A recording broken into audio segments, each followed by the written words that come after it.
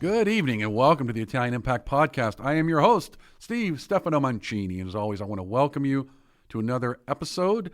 And unfortunately, my co-host and friend, Claudio, is a little under the weather. So I'm wishing him a swift recovery from a small bug and hope he's doing better. And Claudio, my friend, you are missed. But as they say, the show must go on. But interestingly enough, speaking of shows, have a great guest today. But before I get into Mr. DeLucia, I want to talk a little bit, just a reminder, if you're able to make it on October 18th, fundraiser at the Spino Club here in Pittsburgh. It will be wonderful to see you there, meet you in person.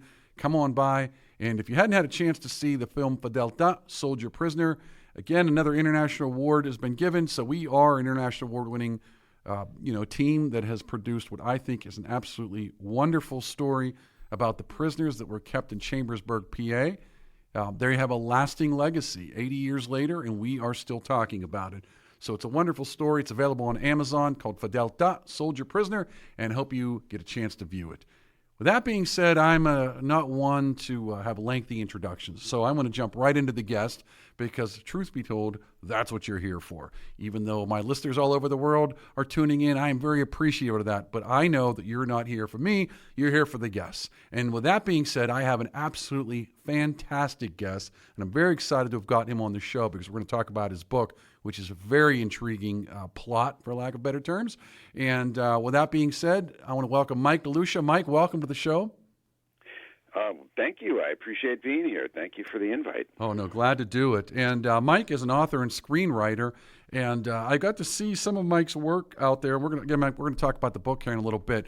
But before we jump into what I like to jokingly say, what made you famous, is I like to know a little bit about the guests. And folks listening, or they want to know where you're from, where's your family from. We like to do that, just kind of call it just a little bit of a loosening up of the conversation, because I think, when you go right into, well, tell me about you, it's like you are, and I believe this, the result of a lot of decisions made that came before you and how you were raised. And that is a reflection on the work that you do now. So to me, it's always more than just an icebreaker. It's also about just getting to know the person. So tell me a little bit about you, where you're from, and what was family like growing up. All right. I grew up in the Bronx, New York in the 60s and 70s and 80s. I grew up in a neighborhood, we were like Pelham Bay, Throgs Neck. I think we were closer to the Pelham Bay side, only because when I joined the Little League, I was in the Pelham Bay Little League, not the Throgs Neck Little League, and went to St. Benedict School, went to Monsignor Scanlon High School, so I had 12 years of Catholic schooling under my belt in the 60s and 70s, which comes along with all of the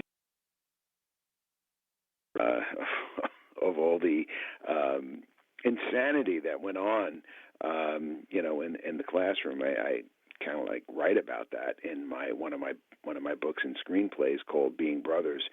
Mom and dad, first generation Italian, so my grandparents had the accents. They were the ones who came here, those brave souls who left Italy, came here with pretty much nothing. And, they were the great generation, as my parents, the great generation. And, mom and dad, mom was a stay-at-home mom. She and dad worked like crazy. And as soon as we were old enough to hold a hammer or push a broom, he brought us on to work with him. He worked for the Department of Sanitation. We didn't work from there, but he used to dabble in real estate. He would buy buildings, usually in not the greatest or safest neighborhoods, and we would work with him there. And I guess that's a little bit of my upbringing. I went to, after high school, I wanted to become an actor, a movie actor. That was my big goal in life. And so went to college for a year, only because my father forced me to go, but I didn't want to go. And finally, I quit and went to HB Studio in Manhattan to study acting. Did that for a while, and that sort of set me off on my path. and that's pretty much, it was an Italian neighborhood, Italian Irish, neighborhood. Lots of great pizza, lots of great food. What was the good Irish food? There weren't any Irish restaurants that I know of, but mostly Italian places to eat. I mean, I don't want to pick on the Irish, but I always wonder what is everyone's Italians got good food. I'm like, what is good Irish food? I don't mean that like in a mean way. It's funny. I have a very good friend who he was actually my 7th grade teacher at St. Benedict's, and he's the one who introduced me to theater, and we remained friendly even after I left school, and we did I did a couple of shows over at St. Benedict's even after I graduated, and we remained friends. And I think I graduated college because I went back later in life. I became an English teacher in my 40s. 2000. Yeah, I was 45 when I started working as a teacher. And he took me out to dinner, and he said, all right, we're on a block and we're driving down the street, and he's like, okay, we have, there's a Thai place, and there's an Italian place, there's an Irish place. Not that the Irish are known for their culinary magic. It's like the British. No one says, I can't wait to eat some British food. Yeah, I've been to Ireland, and they have remarkably good dairy products, like their ice cream and lots of good soups and things like that. It's a whole different kind of food that Italians eat, but it is good. Well, I was going to say that when you're in Europe, though, the biggest thing is because I get more in the small towns. I think the bigger cities are going away for it because I go back to Europe a lot, and the smaller towns, everything is fresh. It's still old fat, and I think it's almost like I can make anything and it's going to be good because it's fresh. Yeah. I've recently started buying my pasta directly from Italy. Because the wheat is different, as I'm sure most people know.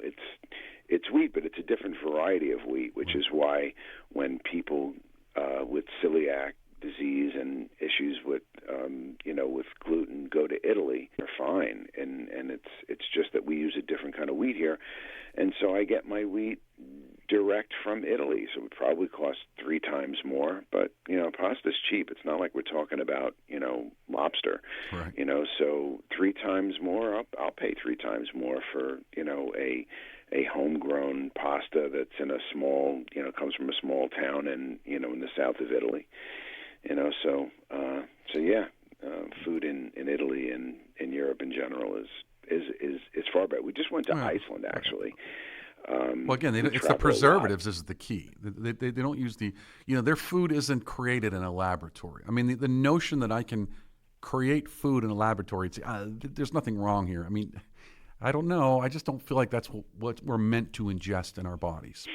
Yeah, we're not. Our bodies are, the product of evolution that's been going on for millions of years. And, we're introducing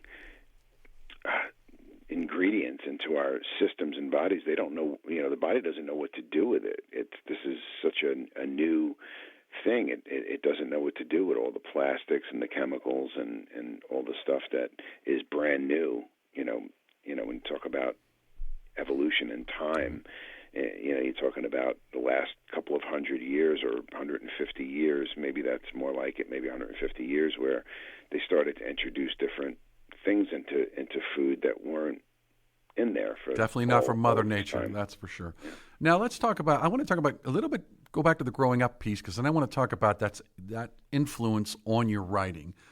So your family immigrated here. Was that before or after the Second World War? It was before. Okay. So they were from that generation that came over. Not that the ones that came over after the war weren't impoverished, because obviously after the war, Italy definitely had a poverty issue. But it was also, the world sort of went through a little bit of a boom because of the Reconstruction and, the funding in the Marshall Plan in Europe and rebuilding. And so, that ripple effect of strong economies. But before the war, they were escaping a lot of things, whether it was, fascism, whether it was poverty, When they came over here before the war, and you were growing up, were they of the generation that sort of said, "We're not Italians. You're going to be an American"? Yeah, I mean, it was more of becoming American. My mother's grandmother, so I mean, she was older. Obviously, she never learned English. So my mom grew up bilingual because her grandmother lived with her, and she used to speak to my mother in Italian. My mother's mother spoke broken English. My grandfather, spoke English fairly well, but he had the accent. My grandmother, on my father's side, she wanted to become American, and she went to school to learn English, and my grandfather would talk to her in Italian, and she would answer him back in English. So my father didn't really he kind of understood Italian, but not like my mom. My mom, understands Italian, and if pushed, she can speak it. But it's been many years, so yeah, they were of that generation of let's become American, let's learn English and all. So I got a strange question for you, and I was just thinking of this. If someone asked you, they said, "Tell me what an American is," how would you answer that? Because the reason I say this is very interesting. Everyone says they want to be, I hear that from a lot of people. A lot of immigrants, they want to be American. And I said, well, what do you mean by be American? And I'm curious, what do you define that as? Geez, that's such a deep and question. I don't even know that I'm kind of prepared to answer it. I mean, what is it to be an American? And it's all I've ever known, so it's difficult for me to really define it. All the basic stuff, freedom and all of that. But yeah, I mean, this is the only government, the only place I've ever known. So it's kind of difficult for me to say what's an American, other than the fact that it's the greatest place to live in the world, and it's free. Amen to that. Somebody posted something recently on Facebook, and it was a Middle Eastern person, so I'm assuming it was a Middle Eastern Christian, and he posted New York City, and there was a whole bunch of Muslims praying, right in the street. It was a big rally, and the person who was posting it said, it's great that people can do that here, because if a bunch of Christians were to do this in Iran or Iraq or Saudi Arabia and did this, it would be a very much different reception. So freedom, right? Well, I think that's absolutely right, and I think that is the one thing that just blows my mind when people want to quote tear it down. It's like they don't know what they have, and a lot of people that feel that way have never lived in an oppressive regime. When you've lived in an oppressive regime, you understand more what freedom is. I was in the military for a lot of years. No, the military is not an oppressive regime, but your freedoms are stifled because you're not allowed to just do whatever you want, say whatever you want, dress the way you want, wear your hair any way you want. So you have a lot of limitations. And when you live like that, and then when you don't have those limitations, you're like, wow, I actually, little subtle, small things that people don't even know that they have the freedom to do it. To your point, in certain countries, you can't dress a certain way. And, so we just don't, I don't think people understand what they have. But then I would flip it back on you. And then I got a lot of Americans say, I'm Italian. And I say, well, to your point, they've never lived in Italy. They didn't grow up in Italian. They don't speak Italian. They say, I'm Italian. I'm Italian. Do they know what that means? Would if somebody asked you, what's an Italian mean, what would you say that meant? And again, you don't have to have the answer, Mike. It's just a rhetorical in a way. Yeah, that's a really loaded question, because there's a lot. That's what we do here, Mike, by the way. All curveballs. Yeah. It's part of it's we grew up American, but our culture was very Italian. Right. We had our Sundays were different than our Irish friends, and it's funny. One of my good friends growing up was the opposite of me. His grandfather had the brogue, so they were of the Irish. My grandparents had the Italian, and and his grandfather used to say, the first taste of whiskey ever I had was with his grandfather. But he said, my grandfather would say on 2:00 on Sunday, he goes, let me see if I can get it. At 2:00 on Sunday, the Irish be drinking their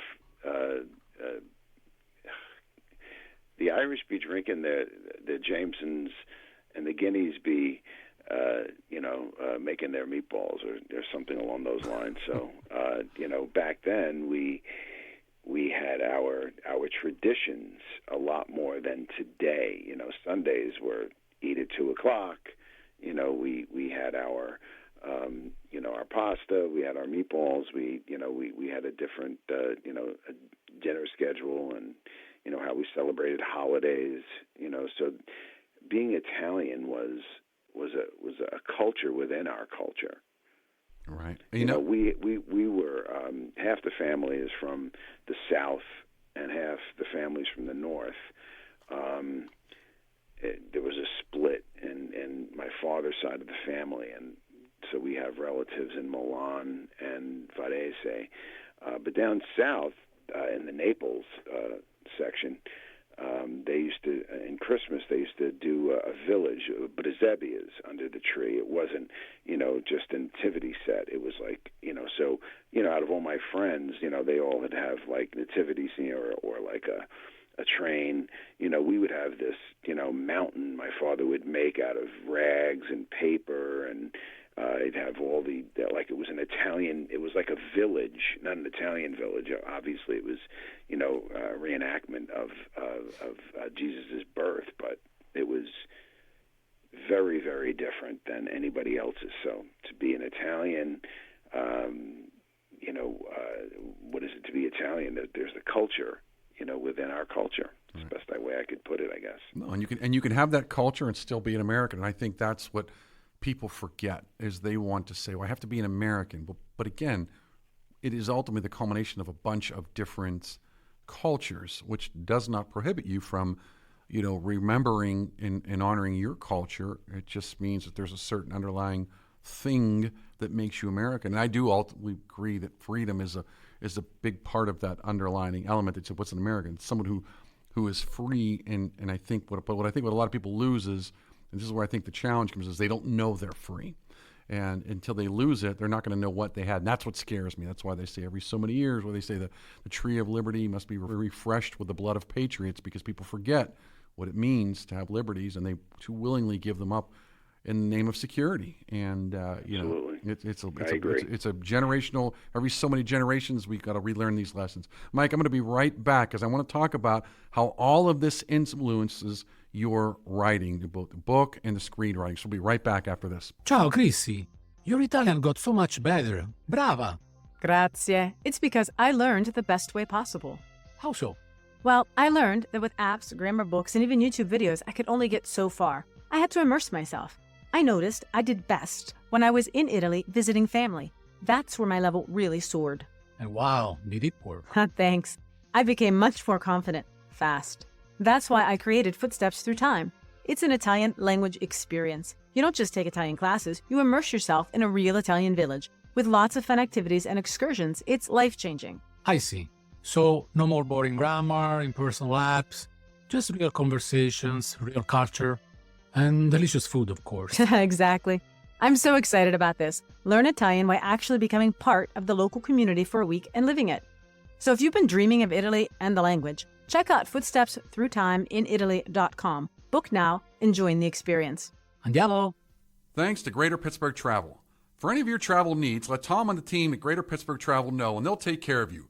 For more information, call 412-331-2244 or visit their website at www.greaterpittsburghtravel.com. Did your parents or grandparents ever talk about the Vietnam War? The Hardest Year, A Love Story and Letters During the Vietnam War, is an accurate portrayal of what life was like during the 1960s, a time of the draft, equal rights, and the anti-war movement. Follow newlyweds through their letters as they navigate 1 year of the war an ocean apart. The Hardest Year by Carol and William Wagner is available now wherever books are sold. And we want to thank the Calabria Club of Pittsburgh If you're interested in learning more, you can find their contact information on Facebook at Calabria Club of Pittsburgh. Again, thanks Domenica and the team at the Calabria Club of Pittsburgh for your support. And we want to thank La Scuola d'Italia Galileo Galilei, the only nonprofit school in Pittsburgh endorsed by the Italian Consulate. If you're interested in learning Italian or have your children being immersed in the Italian culture and language, be sure to give them a call at 412-404-7070. And that's La Scuola d'Italia Galileo Galilei. We'd also like to thank Chris Gonzalez from the Knights of Columbus. If you have any questions about joining the Knights of Columbus, reach out to Chris Gonzalez at 412-605-9074. All right, welcome back. My guest today is Mike DeLucia, who is an author and screenwriter, great guy. And Mike, we kind of started talking about, what's an Italian, what's an American. And as you alluded to, you had your different influences growing up. Primarily, it sounds like Italian, but others based on the neighborhood you were in. But like everything, who we are is a reflection of our experiences. So you dabbled in, in acting, and then you went on and you taught English. But let's talk about the writing and the screenwriting. Talk about what started you on that path, and let's talk about some of your works. All right. Well, it was in my blood. It was my dream to become a movie actor. It's really, really what I wanted to do. It fueled me in every possible way that a dream does fuel somebody. Some people, as I've grown older, I've realized that we all have dreams. It's unfortunate when you have the dream of success in something like being in a band, or being a famous singer, or being, a Major League Baseball player, or being an actor or a screenwriter. It's a different kind of a dream. It's a dream that it never leaves you. It burns inside of you, but it's so difficult to attain because it's based on luck. And, my son is different. He doesn't have that kind of dream. His dream is to just have his family and to provide for them, and to, everything is based on his family and going on vacation and providing for his kids and going. For me, there was always this nagging thing to just, want to excel, in the entertainment business, despite all the other things that I wanted to be successful at. And I say it's based on luck. I used to say it's a combination of luck and talent, and you need the talent when the luck comes. But I've learned at this point in my life that that's not true at all. It is 100% luck. It's not like being a baseball player. Being a baseball player, it's different. You've got a skill that only very, very few people have. But I've seen some really, really, bad acting in professional, whether it be, theater or films or TV. I've seen, bad writing. I think that luck is there, and then the geniuses who happen to be lucky, they're the ones who really excel in their fields. But if somebody didn't believe in them, if they weren't in the right place at the right time, the Al Pacinos of the world, the De Niros of the world, the Morgan Freemans of the world, Meryl Streeps, and so on and so forth, they would have been something else. They were just lucky. They were lucky that they were in the right place at the right time. The right person saw them on that day at that time. Again, it's a matter of luck. But they had to be prepared. About a month or so ago, we had Ray Boom Boom Mancini on, and he talked exactly about this. And he made a comment, something to the effect that, there's some guys in the gym that are absolutely fantastic boxers, but they'll never get to the next level. And he sort of attributed, if I'm, kind of paraphrasing, but basically, came to the exposure, say through a good manager or something. But I think you nailed it. Because I've always said that. I see a lot of what I'll call superstars that I don't think are very talented. And I see a lot of, so for example, I'll just use on a superficial level, good looks. I see a lot of, actors and actresses, I say, well, they're not that good looking. And I see somebody that's a nobody, quote, nobody, that's much better looking. And then when I see the person act, I say, well, this isn't exactly knocking my socks off.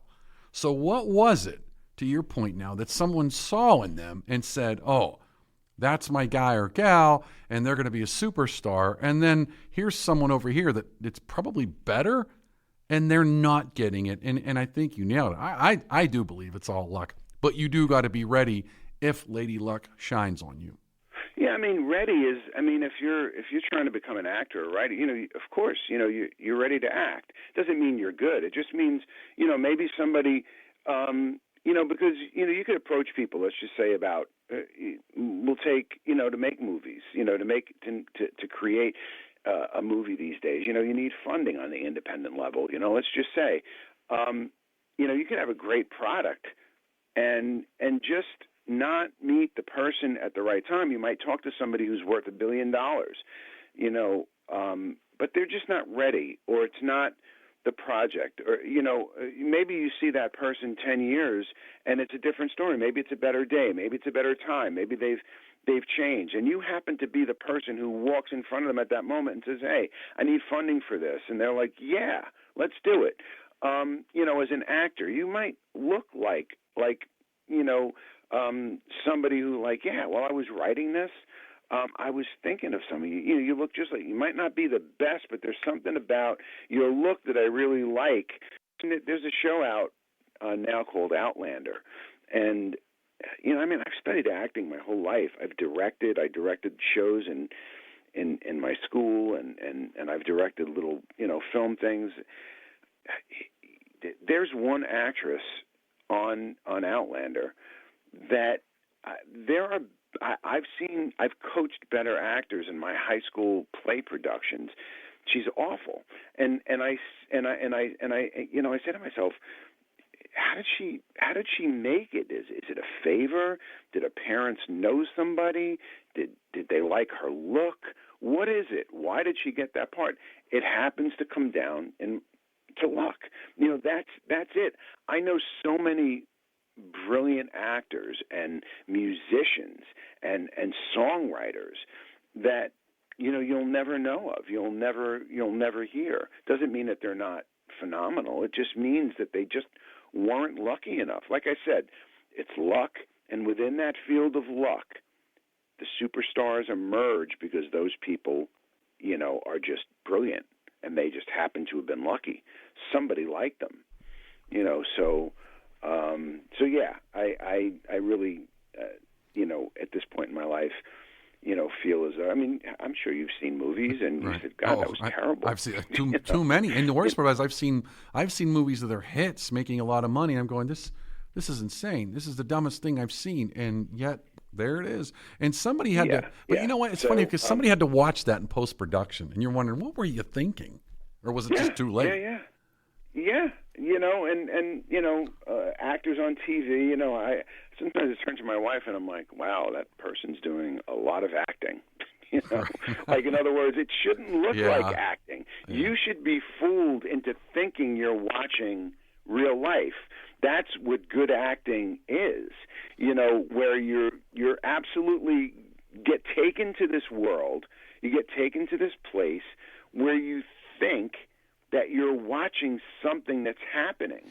If somebody's acting is pulling my focus, is making me think this is so fake, and yet that person was selected among, hundreds of people, perhaps.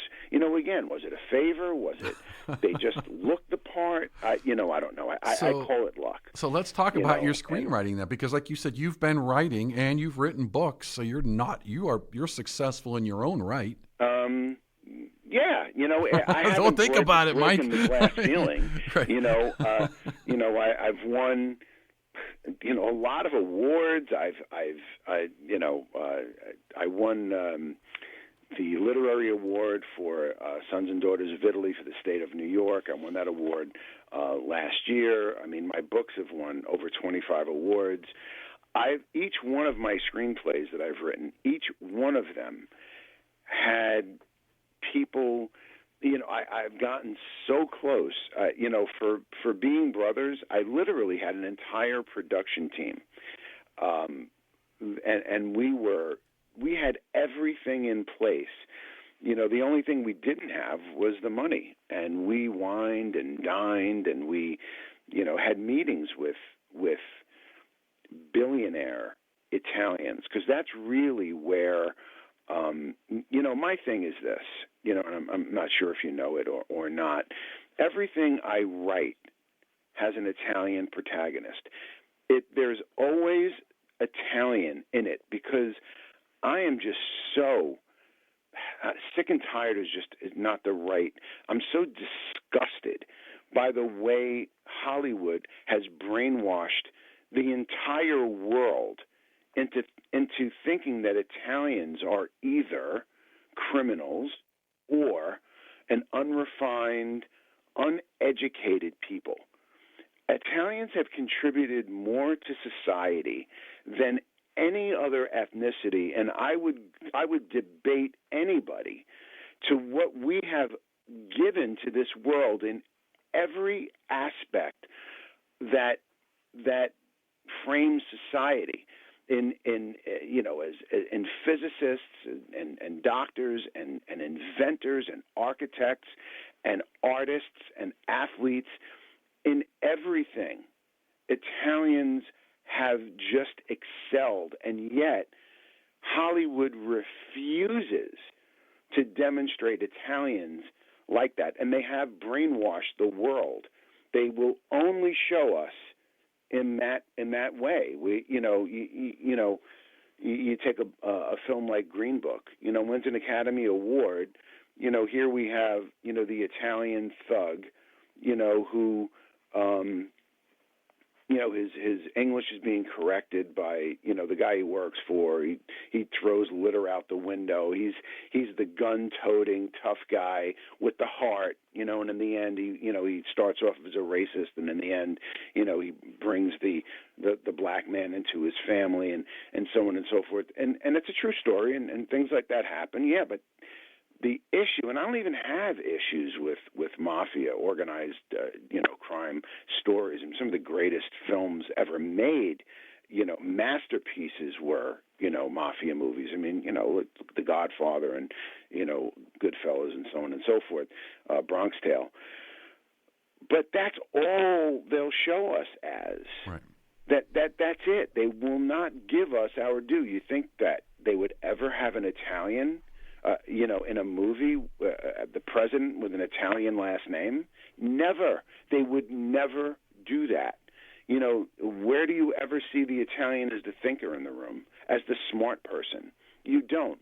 TV has been a little bit kinder than movies. I have seen some educated characters, on some TV shows, that have Italian names, and I applaud the few that they do. My thing is I want to show Italians as we actually are, and I want to put out a movie a year, 2 movies a year, just showing Italians as people, period. And that's what it's going to take. It's going to take years of producing major films that feature Italians as we actually are and not the stereotype, for people to start realizing how ridiculous this caricature is of Italians, how this stereotype is ridiculous. But you know what? And so, my thing is always going to the Italian community. There are so many successful Italians who can fund, independent movies. And so far I have not gotten there. So far I have not, gotten the funding that I've needed, even though I've had everything else in place. So it's been, disappointing, because I feel as though, very wealthy Italians, I tell them, you're not investing in a movie. You're investing in our reputation. You're investing in your people. You're investing in the reputation of your parents, your grandparents, and the reputation of your children and grandchildren. This isn't about money. Right. It's about an investment in our culture. Well, I would say real quick, I want to jump in there because, 2 things. One, I'll give you a perfect example. This is Italian American Heritage Month, October. Nobody knows that. but everyone else's Heritage Month. Now, again, I'm not for or against, quote, Heritage Months, but I have this philosophy: if you want to celebrate people, you either celebrate everyone or you celebrate no one. It's not right to pick and choose. So here in Pittsburgh, to your point, which was major contributions, I mean major contributions by the Italian-American community, and there's nothing here for the month. But yet, the City Hall, there's the, Happy Hispanic Heritage Month, which is fine. But where's the Italian Heritage Month sign? Nothing. Mm-hmm. And so to your point is, this is why. People say, why do you do this? This is why. We are literally the kind of last bastion of group, you will, that can just basically get crapped on, and nobody cares, nobody says anything. But I want to go back to your mafia movies point, though. See, therein, I think I agree with you in the sense that they're movie classics. The Godfather is it's a great movie. I'm not going to lie, and everyone, it's a very romantic notion, of the gangster life. But then you watch the real, you read about the real guys. They're just brutal thugs. In some cases, they're just psychotics. They were murderers. They weren't nice guys in any way, shape, or form. Now, with that being said, though, the problem is when you make a great movie like that is this romantic notion, what happens, though, is everyone wants to duplicate that.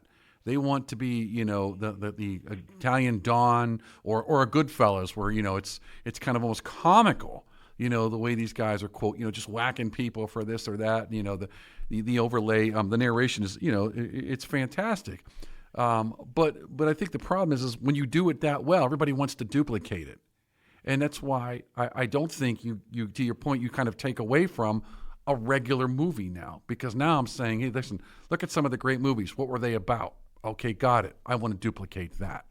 And I think that perpetuates the stereotype. The problem is they did it so well. And it's kind of like a victim of your own success now.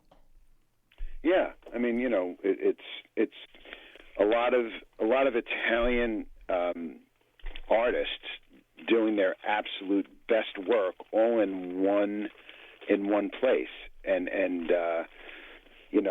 that's what has triggered this. We're so good at what we do that it created this genre. But again, I don't mind it, but I do mind the fact. And it is a fact that that's all they'll show us as. That's all they will present Italians as. As the carpenters, as the plumbers, the uneducated. And there's, again, my father, was that. There's nothing wrong with that. They're noble professions, but that's not all we are. Right. We are, growing up, our dentist was Italian, our lawyer was Italian, our accountant was Italian, so Italians are everything. And my father used to say when I was a kid, the reason why Italians are great at everything is they put their heart into everything that they do. Now, it might be just a saying of a proud Italian, and I don't know why, but, go to Italy, see, and just look at what our ancestors have built. The magnificence of what it is to be Italian. And instead of being celebrated, to me, we're insulted. And I take great offense to it. Well, I agree with you. I do think that passion, that the cultural landmark of Italians, there are certain cultural things that we do, and I do think passion is one of them. And I think when you're passionate about anything you do, I do think you're going to be better at it, more successful. Now, Mike, before we go, we're running out of time. I do want to talk about your book, Time Passages, Echoes of Troy. What was the inspiration with that? Let's talk about that book real quick. Okay. It's my latest. It's how all of my books, come about. Being Brothers was actually semi-autobiographical. So that one, and Madness about, the basketball player that no one knows, Hank Luisetti, son of Italian immigrants, who absolutely revolutionized basketball. And I wish I could talk more about him and what he did, for the sport. But other than that, Born for the Game, time passes. Just ideas that I had. I think I was watching a medieval, movie. It might have been Braveheart, and I'm looking at the brutality of those battles and how people just get in and they're fighting and they're getting cut down and so on and so forth. And I thought, wow, what would a modern warrior be like if you were to go back in time and be placed in one of those battles? One man could wipe out an entire army, and with the weaponry that we have. And I would just, these are things that I think of in my, while I'm going to sleep at night. I drift off thinking of stories. I enjoy them, and I this thing over and over and over in my mind. And when I was ready to write my next, story, my next book, I had a whole bunch of stories because, that just have these little scenes that I just think of. And from that I build, and then, this Navy SEAL, basically it's about a Navy SEAL who's injected with experimental DNA. It's very new. Even the president just learns about it. There's a big backstory behind that, and he goes back in time accidentally, and he winds up in ancient Troy, years before the Odyssey. Homer's the Odyssey, the Iliad, and they're on the brink of war. And here's this modern soldier with modern weapons in this place, and he happens to be Italian. His name is Alfred Brodini. He's called Brody, and it's a really, really good story. The feedback has been really, really phenomenal. It's a love story, so there's romance, there's war, there's intrigue, there's all kinds of stuff going on. There's political stuff happening, and I when I taught English, I taught the Odyssey, and so I learned a lot about Greek mythology. So that's all embedded into the story as well. Not that I have monsters. I don't have any, monsters happening. There's no, three-headed dogs or, anything like that. But all of the gods are kind of talked about and so on and so forth. So it's very big. A lot of people have said, this should be, a cable series. So I'm working on that right now. I hired a company recently, this week actually, last week, and they are going to create a movie trailer for me using 100% AI. So I wrote the storyboard for it. So all of the actors and everything in it will all be generated through AI, because that's the only way it could be affordable. To make a 3-minute movie trailer using hiring actors and getting permits and hiring crews and cameras and editing be $75,000, $100,000 to create a real professional, movie trailer. I've been there, Mike. I've been there. I know exactly what you mean. Yeah, it's not a couple of people in a room, which would be expensive too. But this is, you're talking about sea battles and catapults, and it's a lot of big, it's huge. A lot of set development. So I'm able to do it. I'm able to do that, and then from there, I'm going to look for the right agent or manager or attorney to try and get it to the vast amount of networks that are out there, and hopefully to turn this book into a series. And that's the goal, and hopefully we can, and it does, and we get an Italian protagonist out there who's everyone's rooting for. Mike, and what? He's not a criminal, and he's actually a good person, and he's not, he's educated, and So you don't have to talk. You don't have to cast me as the head guy, but I'll be looking for some sort of call for an extra at least. So we're going to talk about that. Mike, before I let you go though, where can folks find the book?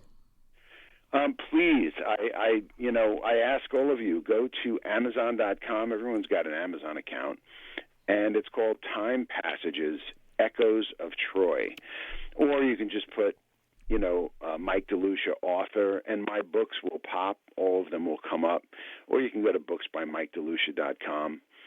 these kinds of things are what, fuel indie writers like myself. I don't have a whole, publishing company going out there and promoting for me. This is all me. So podcasts and people supporting for whatever reason, whether you like to read or whether you, want to support an Italian writer, I ask you to go out there and to get it and to recommend it and to give it as gifts to people, give the gift of a book.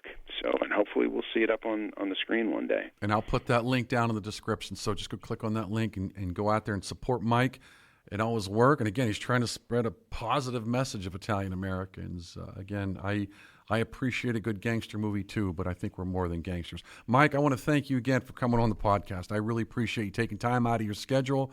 And obviously, I wish you the best of luck. I'm looking forward to actually reading the book. It actually does look very interesting, and the reviews have been very good. So I'm actually very excited about this one. So again, Mike, any final thoughts?